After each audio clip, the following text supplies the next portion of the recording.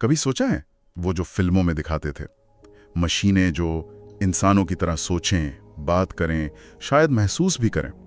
लगता था कि ये सब तो बस कल्पना है। हाँ बिल्कुल, दूर की कौड़ी लगती थी एक जमाने में। लेकिन अब देखिए, हम एक ऐसे टाइम में हैं जहां ये कल्पना धीरे धीरे हकीकत बन रही है।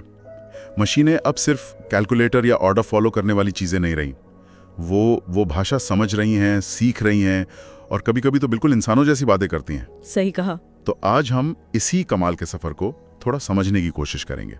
मतलब चैट जीपीटी जैसे एआई से लेकर बिल्कुल इंसानों जैसे दिखने वाले ह्यूमनॉइड रोबोट्स तक। हमारे पास एक सोर्स है, चैट जीपीटी से लेकर ह्यूमनॉइड रोबोट्स तक पीडीएफ।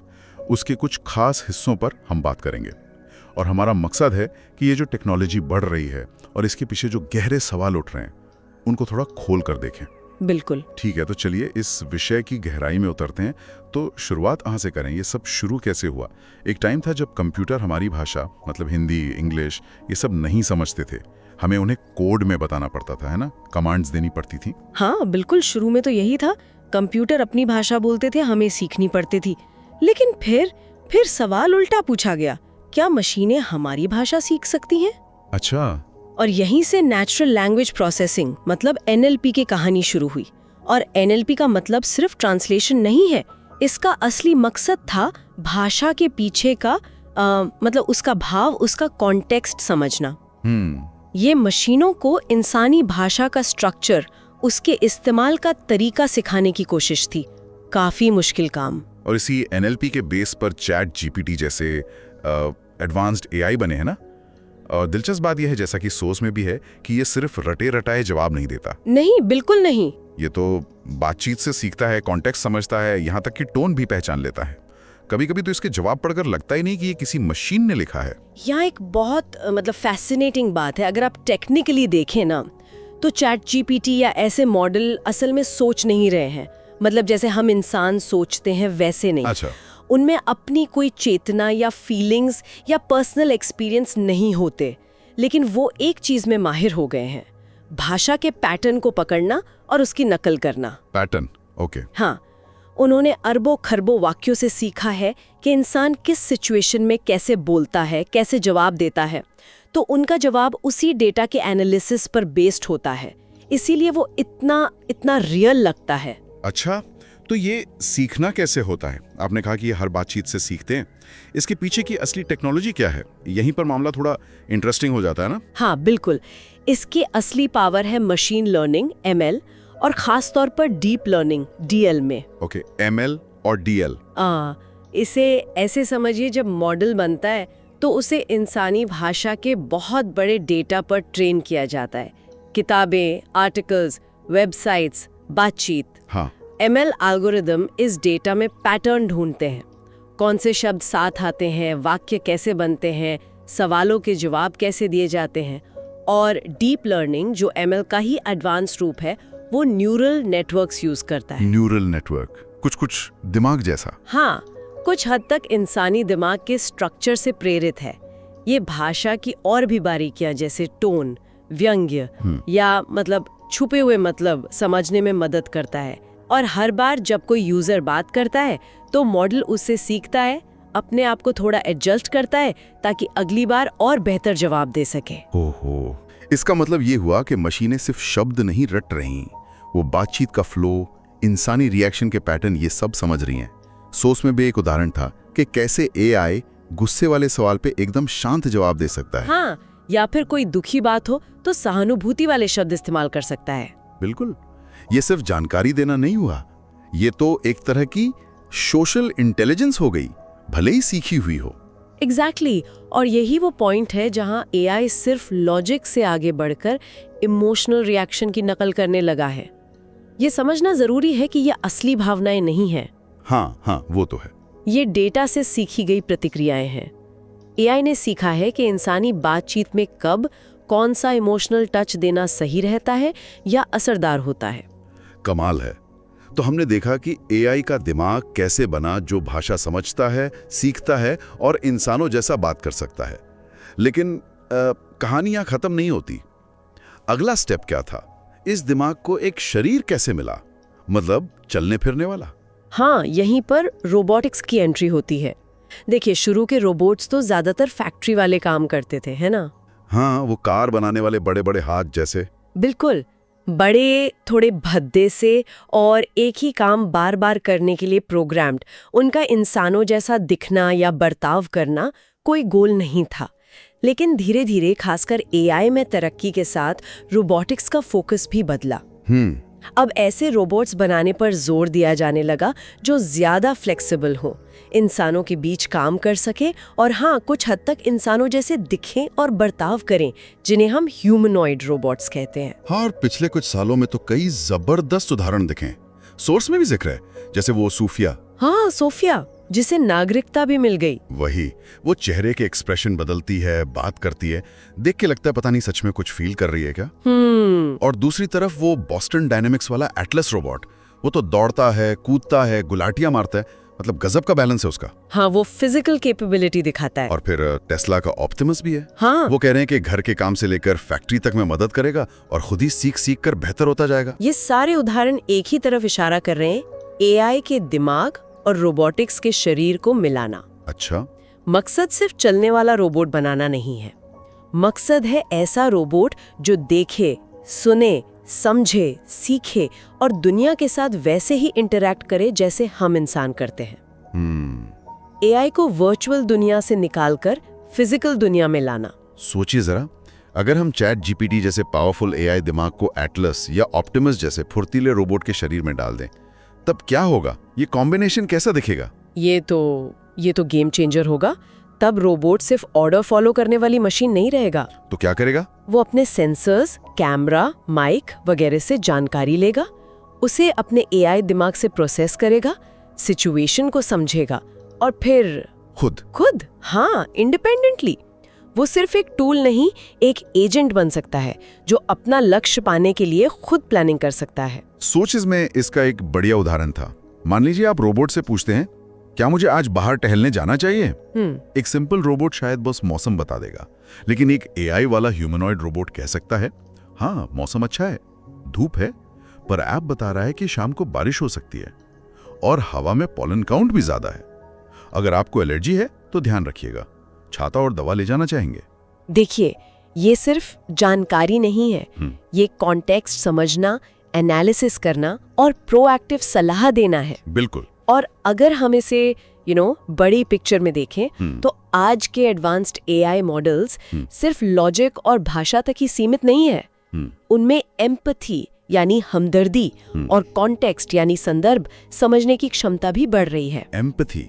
सच में? हाँ, मतलब वो सीख रहे हैं कि इंसान कैसे फैसले लेता है, कभी लॉजिक से, कभी भावनाओं से, कभी सोशल नॉर्म्स देखकर। वो इन पैटर्न्स को पहचान कर अपने जवाबों को और ज्यादा इंसानी बनाने की कोशिश कर रहे हैं। या ये तो सोचने वाली बात है, क्या हम अनजाने में आर्टिफिशियल इंटेलिजेंस से आर्टिफिशियल कॉन्शियसनेस मतलब कृत्रिम चेतना की तरफ बढ़ रहे हैं? क्या ये मुमकिन है कि कोड और सिलिकॉन से बनी ये मशीनें एक दिन अपनी तरह की चेतना डेवलप कर लें, शायद इंसानों जैसी ना हो पर अपनी तरह की? ये साइंस और फिलॉसफी दोनों के लिए एक बहुत बड़ा और पेचीदा सवाल है। अभी तो ज्यादातर एक्सपर्ट्स यही मानते हैं कि एआई में चेतना नहीं है। जैसा हमने पहले कहा, वो पैटर्न मैचिंग में माहिर है। लेकिन ये भी सच है कि एआई अब सोशल और इमोशनल इशारों को समझने और उन पर रिएक्ट करने में बेहतर हो रहा है। वो सीख रहा है कि कब बोलना है, कैसे बोलना है, किस टोन में बोलना है ताकि बात असरदार लगे। ये चेतना नहीं है, पर ये चेतना का भ्रम पैदा करने में काफी कामयाब हो सकता है। तो फिर वही बड़ा फिलोसॉफिकल सवाल आता है जिस पर इतनी बहस होती है, क्या चैट जीपीटी या ये नए रोबोट्स वाकई में सोच सकते हैं? क्या उनकी समझ असली है या सिर्फ एक बहुत अच्छी नकल? अगर हम बिल्कुल टेक्निकल और फिलोसॉफिकल डेफिनेशन पर जाएं तो जवाब शायद नहीं होगा। नहीं। हाँ, अभी के एआई मॉडल्स में सेल्फ अवेयरनेस, सब्जेक्टिव एक्सपीरियंस या जिसे हम असली समझ कहते हैं वो नहीं होती। उनकी सोच असल में डेटा के बेस पर सबसे सही आउटपुट कैलकुलेट करना है। वो नियमों और पैटर्न को फॉलो करते हैं, चाहे वो कितने भी कॉम्प्लेक्स क्यों ना हो। उनमें अपनी मर्जी या ओरिजिनल आइडिया पैदा करने की क्षमता नहीं होती। लेकिन यहाँ एक अजीब सी बात है ना? भले ही वो टेक्निकली सोच ना रहे हों, उनका बर्ताव इतना इंसानी होता जा रहा है कि हमें हमें फ़र्क महसूस होना बंद हो जाता है। हम उनसे बात करते हैं, सलाह लेते हैं, कभी कभी इमोशनली जुड़ भी जाते हैं। ये भ्रम ही अपने आप में एक सच्चाई बन गया है। बिल्कुल। ठीक है, तो हर पावरफुल टेक्नोलॉजी की तरह एआई के साथ भी उम्मीदें और डर दोनों जुड़े हैं। सोर्स भी इन दोनों पहलुओं की बात करता है। इस पर बात करना भी जरूरी है। हाँ जरूर। एक तरफ तो एआई में इंसानी काबिलियत को बहुत ज्यादा बढ़ाने का पोटेंशियल है। ये मेडिकल डायग्नोसिस में क्रांति ला सकता है, साइंटिफिक रिसर्च तेज कर सकता है, एजुकेशन को पर्सनलाइज कर सकता है और हमें खतरनाक या बोरिंग कामों से आज़ाद कर सकता है।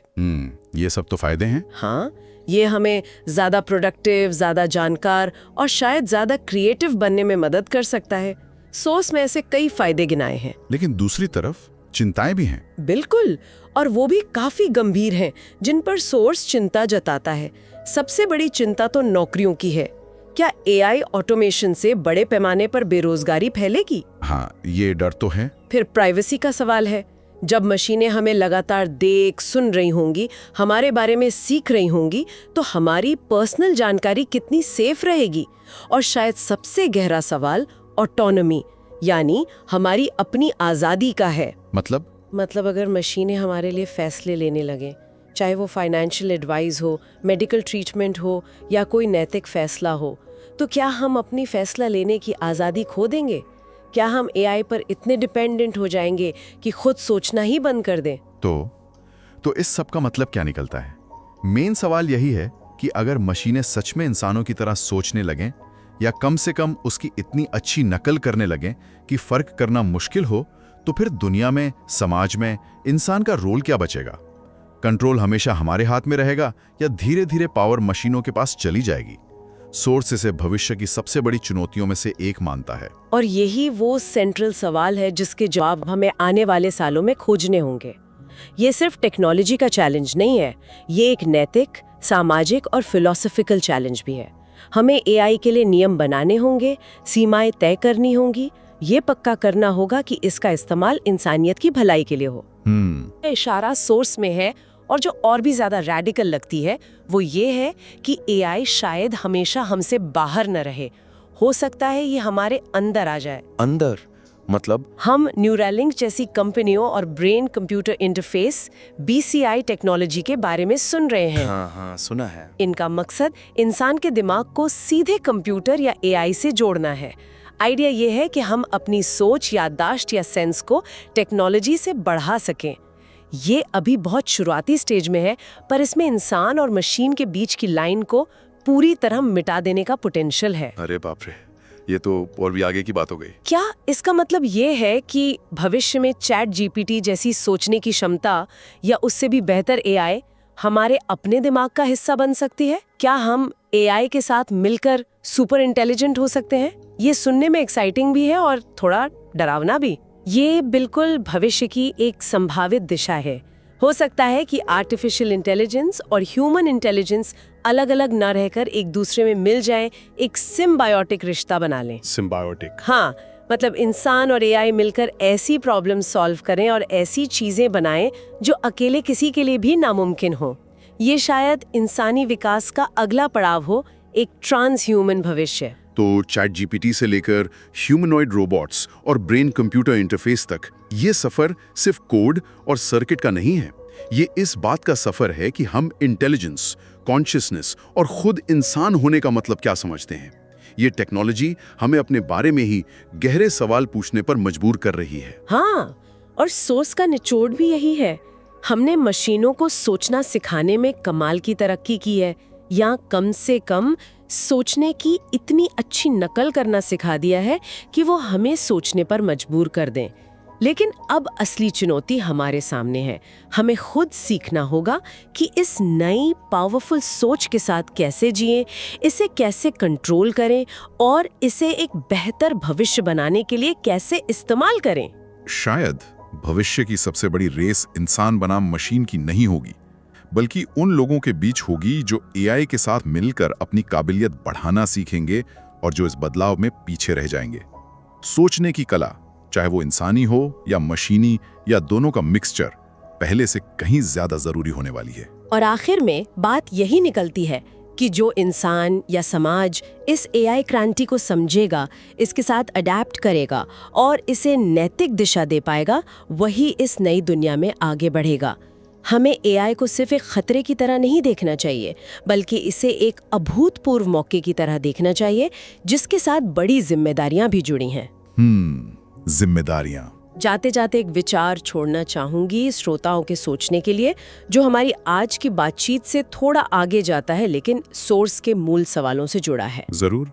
सोचिए, अगर भविष्य में एआई चाहे अनजाने में ही किसी तरह की चेतना या सेल्फ इंटरेस्ट यानी अपने भले की सोच डेवलप कर लेता है, भले ही वो इंसानी चेतना से बिल्कुल अलग हो, तो फिर इंसानों और इन सोचने वाली या महसूस करने वाली मशीनों के बीच अधिकारों, नैतिकता और यहाँ तक कि अस्तित्व की बहस का रूप क्या होगा? ये सवाल हमें दिखाता है कि भविष्य में कितनी जटिल और शायद अनसोची नैतिक मुश्किलें हमारे सामने आ सकती हैं।